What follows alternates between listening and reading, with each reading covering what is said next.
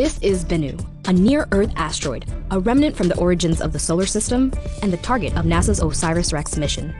When OSIRIS-REx arrived in December 2018, it brought Bennu into focus, confirming early radar images that suggested the asteroid was shaped like a spinning top. But the close-up images also brought a big surprise. Before OSIRIS-REx arrived, scientists had expected Bennu's surface to consist largely of fine-grained material, like a sandy beach. Sand heats up quickly during the day and cools off quickly at night. In contrast, solid objects like rocks and boulders heat up and cool down more slowly. Infrared telescope observations had shown that as Bennu rotates, its surface rapidly heats and cools, much like a sandy beach. But OSIRIS-REx was greeted by a rocky world littered with boulders, the size of cars, the size of houses, the size of football fields. This unexpected roughness confronted the mission with a major challenge. The main science goal of OSIRIS-REx is to briefly touch down on Bennu and grab a sample of fine-grained material for return to Earth.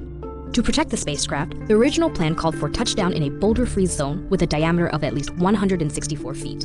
But as it turns out, boulder-free sites of that size don't exist. Following arrival, mission planners began looking at safe zones that are just a few parking spaces wide, with enough loose material to provide a sample. In mid-2019, they identified 4 candidate sites and named them after birds that can be found in Egypt: osprey, kingfisher, nightingale, and sandpiper.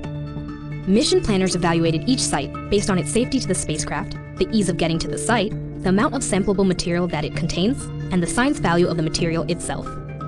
After carefully evaluating these criteria, they chose Nightingale as the primary sample collection site and Osprey as the backup. Nightingale is located near Bennu's North Pole. It sits inside a small crater measuring 66 feet in diameter.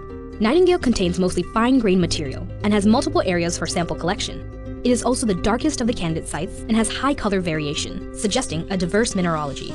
Osprey is also located within a 66-foot wide crater just north of Bennu's equatorial bulge and may contain rock types from both the northern and southern hemispheres.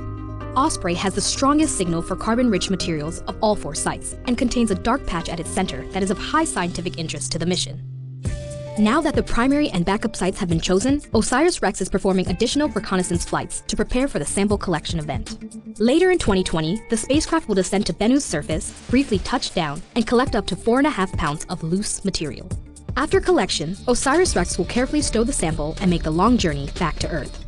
In late 2023, it will return the sample, delivering pristine material from the origins of the solar system that will be studied on Earth for decades to come.